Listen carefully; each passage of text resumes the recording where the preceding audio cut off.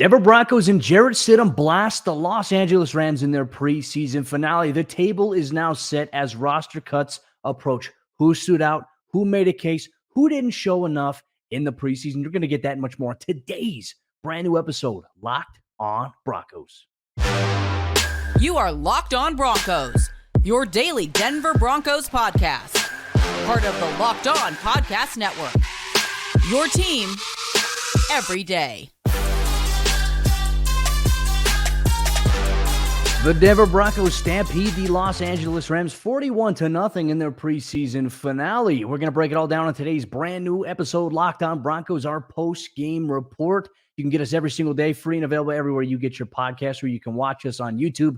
Do us a favor, hit that subscribe button down below so you never miss out on a day's worth of Broncos news, content, coverage, analysis, and more every single day, all year long. I'm your host, as always, Cody Roark, Broncos reporter from Mile High Sports, joined alongside, as always, by my co-host, Sayre Bedinger, site expert, predominantlyorange.com. Download the Gametime app and create an account and use code LOCKEDONNFL for $20 off your first purchase. Last-minute tickets, lowest price guaranteed. Sayre, the Broncos rolled the Rams in Saturday's preseason finale at Empower Field in Mile High, their first home game of the preseason. But the next time that we see the Broncos, they'll have two back-to-back home games as well. New Jumbotron.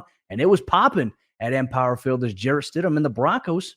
They look pretty dang good so far in Saturday's game. What'd you just tell me before we started the show they were doing out there on Saturday night, Cody? They're getting stiddy, right? Yep. They're getting stiddy with it. And that was something, hopefully the Broncos won't have to rely on that in the regular season. But, it was the preseason, perfect opportunity. Jarrett Stidham was getting stiddy with it as the Broncos, they roll the Rams. I love it, man. And getting stiddy with it out there, and just like Will Smith. I mean, Will Smith to Chris Rock, the Broncos slapped the Los Angeles Rams in the face in this preseason game in Denver. The first game with all the upgrades at the stadium, right? You got to see the big video board out there. I don't know how much you guys got to go look through all the other amenities and stuff. Did you have a $5 box of popcorn, Cody? Did you get to enjoy that? No. Well, that's all right. So I'm sure some of the Rams players did as they watched the Broncos win this game 41-0, thanks largely to what felt like a full game worth of work from Jarrett Stidham in that first half, right? I mean, the Broncos were dominating throughout the first half offensively. It felt exactly like I expected it to feel. This is why I've been so hard on Jarrett Stidham in the preseason, Cody, because when we signed him and what we've heard about him through the offseason, this is the guy that I expected out there, a guy who is playing with backups in the preseason, but looks more like a starter. Jarrett Stidham was balling. It wasn't just that he was, getting the ball out quickly. The receivers are doing work. He's throwing darts out there. His 20-yard scramble, Eli Manning-esque, if I do say, getting out of that pressure and making that 20-yard gain happen. It was an awesome performance from him, especially as we get to the regular season now where we need to have that confidence in the back of our mind that he can go out there and play well. And that's the thing we wanted to have answered, right? Because after the first preseason game, we were trying to figure out, Stidham didn't look as sharp, right? I think he was 5 of 15 passing in that game for 50 yards and an interception. We were like, wait, it just doesn't look right in a sense from what we've seen so far in like OTAs and preseason to that point. But man, this is a guy who I think in the last two games, last week we saw it against the 49ers. What did he start off? I think he was like 9 for 9 to start that game there or something like that. Well, he was 6 for 6 to start this game and 89 yards so far through the first quarter. He ended up finishing the game 17 of 28 passing, 236 yards and a touchdown pass to Albert Okwuegbunam, who we had talked about as a player to watch. But you mentioned that as well. Like it was that third down play and pressure was barreling around him. I thought the nickel corner was going to sack Stidham. He does a great job dipping underneath it and running for 20 yards. Like that type of play kept the drive alive. And look, the Broncos in this game, Sayre, offensively, 33 first downs on the evening on 80 plays. 33 first downs on 80 total offensive plays. That was as inefficient of a performance on the offensive side of the ball you can have. But to your point, you saw Stidham look comfortable. You saw him command the offense, be decisive. His ball placement, I thought, was pretty dang good. And, man, he had one shot downfield, really exciting early on to Marvin Mims for 50 yards. Took a shot, got speared and was down for a little bit, had to come out for a play. He had that poise. He had that moxie that you want to see in a guy who, hey, if you have to call on this guy in the regular season to come in and play for your quarterback, if he gets hurt or if he gets benched, I thought Stidham showed some things inside the structure of Sean Payton's offense that gives me a little bit of confidence. Say, okay, hey, this is a guy who can do it. And that first preseason game that we saw, I'm starting to now think like, okay, hey, that was just the first game jitters for everybody because the Broncos all around, they looked very, very good in this game. They did, Cody, and it was kind of a very different story from what we had heard at joint practices, right? And what you saw out there, it kind of sounded like the offense got their butts kicked a couple of times, maybe not necessarily that far, but they certainly didn't win the day in joint practices. And to see them go out there and play at this level, like we hadn't seen that yet in the preseason. We've seen glimpses of, oh, Sean Payton, I like that wrinkle he threw in there, or I like that concept there. They just didn't quite execute right. We saw execution happening out there. We saw guys finishing plays. We saw guys making plays after the catch. We saw the running game balance. We saw some good stuff from the O-line, but really the key takeaway from this game for me, Cody, outside of a number of other things from guys who could play roles this year, like you have to have a good backup quarterback in today's NFL. The Broncos have, at least in the Broncos context, we found out the last 6, 7, 8 years that, hey, your backup is probably going to play at least a couple of games. And I think we'd be remiss if we didn't acknowledge that there's at least a possibility that Jarrett Stidham could go out there and play in a couple of meaningful games. Like Brett Rippon started meaningful games for the Broncos in recent years. You know, I mean, that kind of stuff does happen. Drew Lock has started meaningful games over the last couple of years, even when he wasn't the starter. So it just really goes to show you need to have confidence in this particular guy. I think after this game, and yes, I know it's a preseason game and everybody's going to be commenting, oh, it was against backups. Of course, he looked better against these guys. He looked But worse if he against the looked starters. bad, if he looked bad against these guys, everybody would be panicking. That's right. That's right. If he played bad, we'd be saying, wow, he played so bad against the backups, or, there's no winning for quarterbacks in the preseason, is there, Cody? But I liked what I saw from Jarrett Stidham. You pay a guy $10 million. You expect him to look like a starter out there. And I think the Broncos did. I know that $10 million wasn't fully guaranteed, but it's still a hefty chunk of change for a player who's barely started any games in the NFL. They believe in him as a future starter, and I think we saw a true glimpse of that on Saturday night. Hey, good poise in the pocket, good operation of the offensive scheme. That's what Sean Payton told us after the game in his press conference there. And so good things to build on here for the Broncos, but now some of the tough choices will come up this week with roster cuts from 90 to 53. We'll have you covered every step of the way here. But Broncos Country, who are some players on the offensive side of the ball that stood out, that caught our eye, that caught your eye, and also players who maybe didn't do enough, in our opinion, in the final preseason game? You'll get that on today's episode, Locked On Broncos. This episode of the show is brought to you by our friends over there at Underdog Fantasy. August is here, and you know what that means. It's the official start of fantasy football drafting month. Get championship ready for your home league by trying out Best Ball on Underdog Fantasy. All you do is one live snake draft, no waivers, no trades, and Underdog, they set your best lineup every single week. And Best Ball Mania 4 is the largest fantasy football tournament ever. Try it out with Underdog's Best Ball Mania tournament today. It's the largest fantasy football contest of all time. It's back, and it's even bigger with $15 million of total prizes up for grabs, including an absurd $3 million going to the winner. Last year, the winner drafted their team in July, so don't wait around. Visit UnderdogFantasy.com or find them in the App Store and sign up with promo code LOCKEDON to get your first deposit doubled up to $100. That's Underdog Fantasy, promo code Locked On.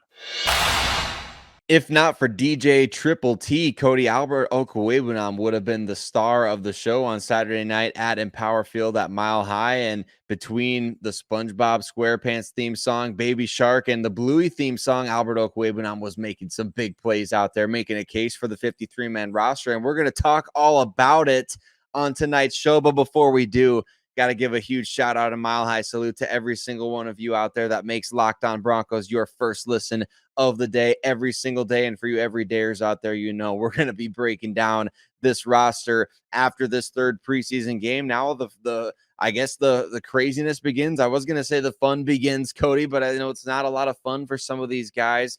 New opportunities for a lot of players, fresh beginnings, and maybe the end of the line for some. And we're going to break it all down on today's show, in the coming shows, and we're excited that you're part of this with us, you the listener, or if you watch us on YouTube as well and you give us, some opinions in the comment section. We love to read through those. We love to know what you're thinking, and we love for you to engage in the show. So thank you so much for doing that. Thanks for all the shout outs. Thanks for engaging with us on Twitter. Thanks for just being part of the story along with us. We like to go along the ride with these people, Cody. The loyal listeners of the show, they are awesome. And I know that they know, if they've been everyday listeners of the show, they know how much we love some Albert O, right? And I think that he deserves people in his corner after what happened last year. I know you've gotten the chance to talk to him, get to know him a little bit. I bet you this preseason game against the Los Angeles Rams felt like a bit of a Super Bowl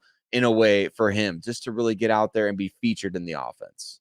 Man, you look, for a guy who has put in a lot of work, and this is something we were talking about dating back to OTAs. Albert O has been putting in work. He's looked good. And obviously in OTAs, there's no physical contact. So, we're seeing him catching all these passes, getting downfield, using his speed.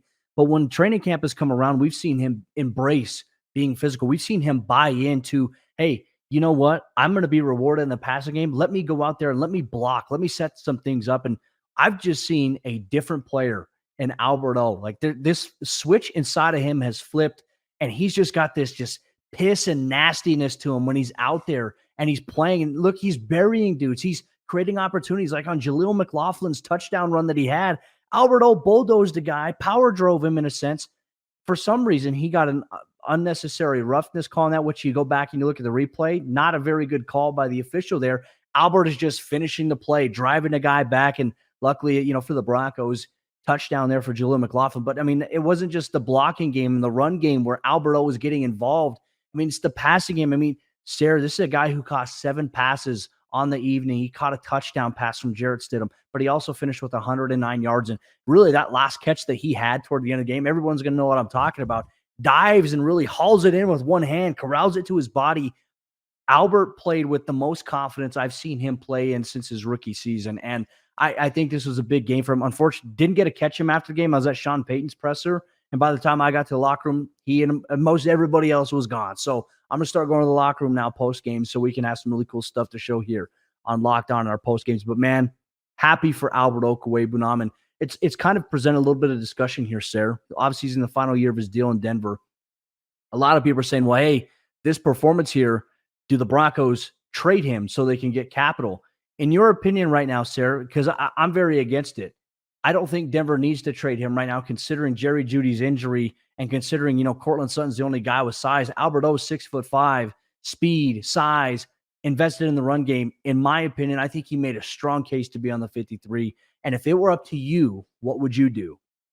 Well, Cody, I know for me, I would definitely not be trading him. You talk about preseason or regular season, the display of offense that Albert O put on against the Los Angeles Rams on Saturday night is unlike most anything we've seen in the last couple of years, which is sad and pathetic and a clear indicator of how things have been. But that's not to take away from his performance either. Like, the Broncos had the worst scoring offense in the NFL last year. It was the worst offense in franchise history as far as modern history is concerned. And we want to talk about trading away one of the guys that could actually help. Yeah, one of the guys that could actually help score points. And we talked about that on this show last year as we're sitting there watching the wide receivers struggle, as we're sitting there waiting for Greg Dulcich to come back from injury and wondering, why is Albert Okwuegbunam not playing? Why is he not contributing? Why is he not out there at least, running some routes, utilizing that speed? We saw the full gambit of his skill set, and I saw a number of tweets of people who were saying, like, the Broncos are showcasing Albert O. They are not in a position to be showcasing offensive players for a trade. It's one of the most ridiculous notions that I've read. If the Broncos do end up trading Albert O, Cody, you can expect a very heated rant on a future episode of Locked On Broncos from both of us, I would assume. It was a tremendous performance from him. We saw everything that he can do from the speed. He was catching the ball with his hands, no double catches. He was catching the ball with one hand. He was out there making plays in the red zone. He was making contested catches. That one-handed catch that he had, what down was that on? 4th down. He was moving the chains. The final touchdown of the game was schemed to go to Albert O as well. Clearly, they were putting things out there on tape for either them to be like, all right, we know we can feature this guy in the offense, or like people have been saying, to trade. I can't deny, Cody, that's a possibility. I mean, he played almost the entire game of the Yeah. final preseason game. So like you can't deny that's a possibility, but it would be so ridiculous to me for a team that has stunk, for lack of more what I would really want to say on this show. They have been so bad on offense. You want to trade a guy that has actually shown some potential and promise. I mean, I would just say, Cody, just miss me with those ideas. But hey, what do I know? No, 100%. And let's give some love to some other guys as well. Jaleel McLaughlin, 4 touchdowns in 3 preseason games. The moment he kind of hobbled on one play and he was kind of limping, I was like, all right, hey, get him out of the game. Like, come on, Sean, what are you doing? Like, get him out of the game. This is a guy who is clearly, in my opinion, made the 53-man roster. You can't risk him going to waivers. Obviously, he's a spectacular talent. Got to give some love, though, to little Jordan Humphrey, who, and I think in the last 2 weeks has really improved. Maybe his stock has had some catches in the passing game, and especially some big ones too on some 3rd and longs, or, if they got backed up on a 2nd and long. I think he had like a 17-yard catch at one point, but also playing on special teams as well. He's playing there, which to me gives him value in this offense in comparison to maybe some other guys that simply don't do those things. Marvin Mims, wow. Like, Sayre, I can't wait to see what this guy can do with Russell Wilson. We saw the speed. We saw the deep ball element to him. And then also in the punt return game, a 19-yard return that really helped set up the Broncos in pretty good field position. That's exactly what we like to see. And also, I'd say good decision-making on when to let a punt go, when to maybe fair catch a punt.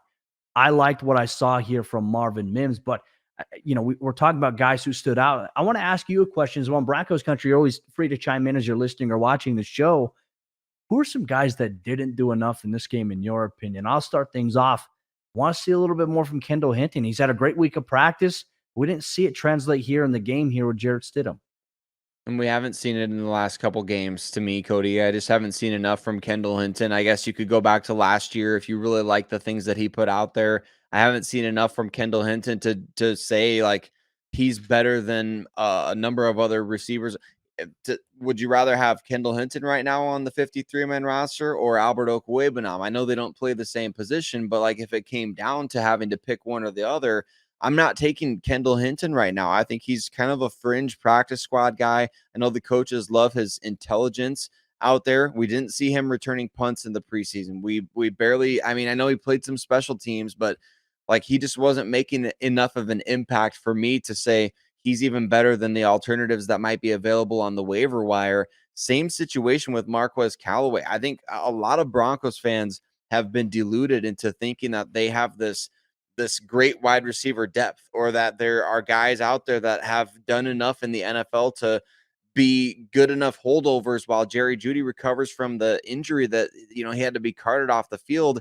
I'm not sold at all. I'm not even sold on Brandon Johnson. We know that, but he made some plays in the game. Yeah. But I don't think one preseason game is going to change my opinion on the state of the wide receiver position. Now, that'll sound hypocritical for what I said about Albert O, but it's completely different situation. There's so much more precedent for Albert O than there is for guys like Brandon Johnson or even Kendall Hinton or XYZ. Marquez Callaway has done nothing in the preseason. He was a big, surprise for me in not only this game, but in the preseason as a whole. I don't think I've heard his name throughout training camp. I haven't heard his name throughout preseason. He, to me, is off the roster, and I think that's unfortunate. Tony Jones Jr., I did not see enough burst from him either, Cody, when you compare to Jaleel McLaughlin. I mean, he had the opportunity he was just wide open on a wheel route up the side of the field on one play where Jarrett Stidham under pressure tried to get the ball out, maybe threw it a little too far, but can't help but wonder, would a more explosive player like Jaleel McLaughlin have been able to go get under that ball? It just, to me, Tony Jones Jr. didn't set himself apart. Marquez Callaway didn't set himself apart. Kendall Hinton, and that's going to force the Broncos to probably have to be active on waivers. In Broncos Country, we want to hear from you. Who do you think, in your opinion, didn't show enough in the 3rd and final preseason game? Do you agree with us on Kendall Hinton, Marquez Callaway, Tony Jones Jr., somebody we missed? Let us know if you're watching on YouTube or if you're listening wherever you get your podcast. We're going to talk about defensive players who stood out and defensive players we simply didn't see enough of in Saturday's preseason finale against the Los Angeles Rams. You're going to get all that on today's episode, Locked On Broncos. This episode of the show is brought to you by our friends over there at Gametime. And buying tickets to your favorite events shouldn't be stressful. Gametime is the fast and easy way to buy tickets for all the sports, music, comedy, and theater near you. They have flash deals on last-minute tickets. They're also easy to find and buy tickets for every kind of event in your area. You also get images of seat views of where you'll be sitting and seeing all the action. They have the lowest price guarantee, event cancellation protection, and job loss protection. It's the fastest growing ticketing app in the country for a reason. Get images of your seat before you buy so you know exactly what to expect when you arrive. Buy tickets in a matter of seconds, 2 taps, and you're set. Tickets are sent directly to your phone so you never have to dig through your email. So snag the tickets without the stress with Gametime. Download the Gametime app, create an account, and use code LOCKEDONNFL for $20 off your first purchase.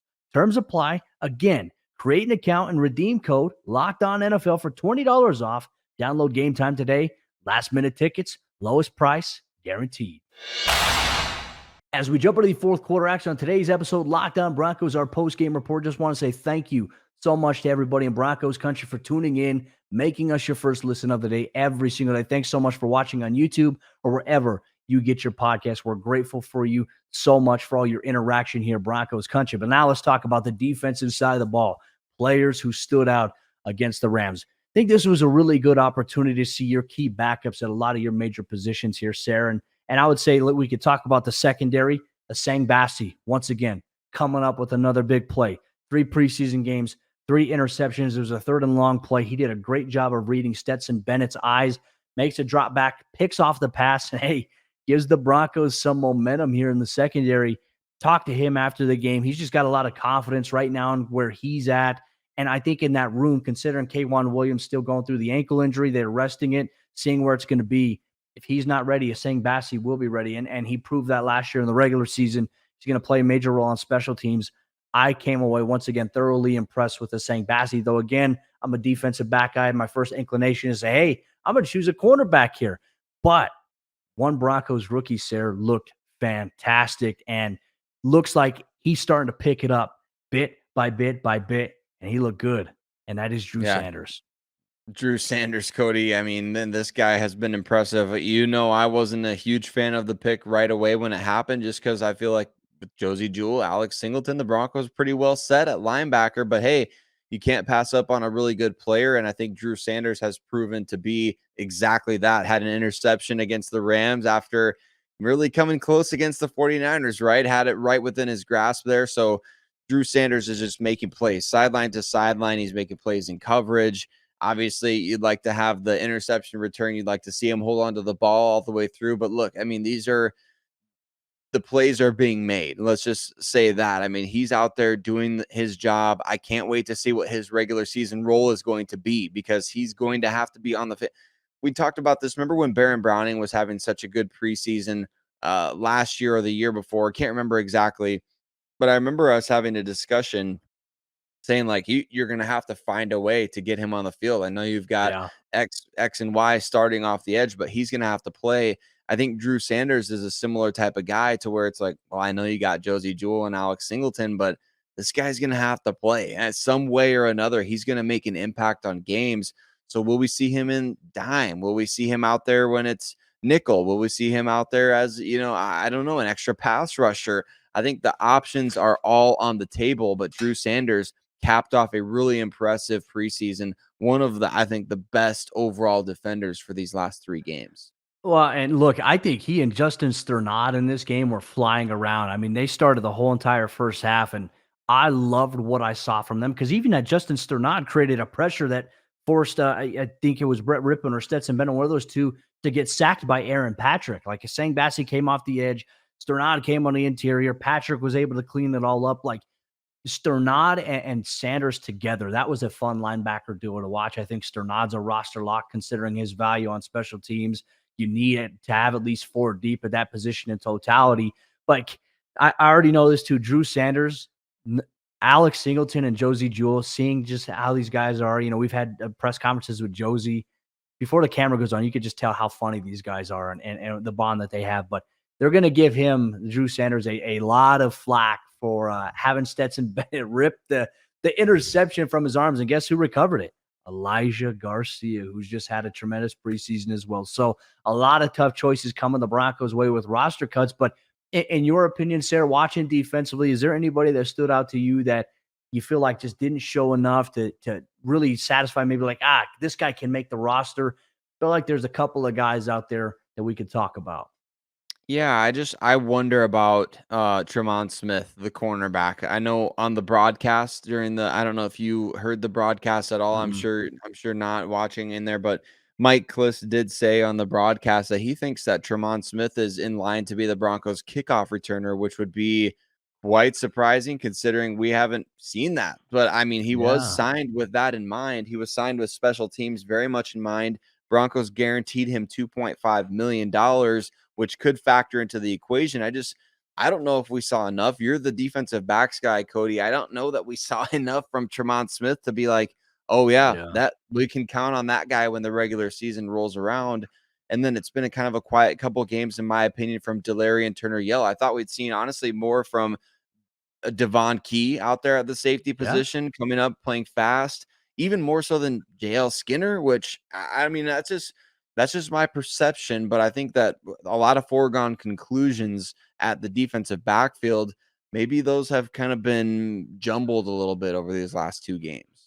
Well, like with Tremont Smith, you want to see him do stuff at cornerback, right? And yeah, I think the thing with Tremont that does stand out that maybe gives me some emphasis, I feel like he's probably going to be one of those veterans on the practice squad, to be honest with you. And maybe not necessarily just as the return guy, but, as a gunner, as a jammer, cornerback depth if you need it. Though I don't feel like we've seen a lot from him at corner to really give us like, okay, hey, this guy can do it. We see more from Jaquan McMillan and obviously Asang Bassi. These guys have played really well.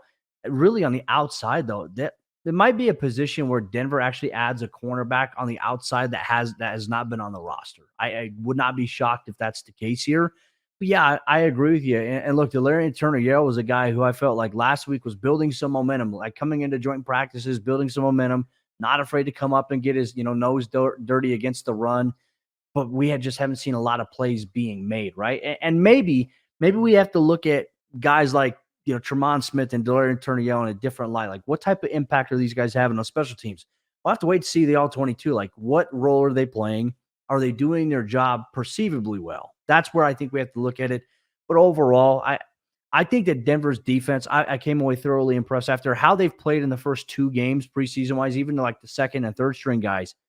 They did a lot of different things here this week that I'm like, all right, I feel a little bit better. As Sean Payton said after the game, he's like, I feel better about our depth now than I did 2 weeks ago. So we'll see how things play out here for Denver. Roster cuts are looming, though, Broncos country. But with that said, that'll wrap up today's post-game report here, Lockdown Broncos, wherever you get your podcasts, or you can watch us on YouTube. If you're doing that, make sure if you're not already doing so, subscribe or follow down below so you never miss out on a day's worth of Broncos news, content, coverage, and more. We appreciate you so much. Roster cuts are coming up. We'll play it by ear. How will the Broncos formulate their 53? How will they build their practice squad? We'll dive deep into all that, and you'll get all that action here as it happens on the Locked On Broncos podcast.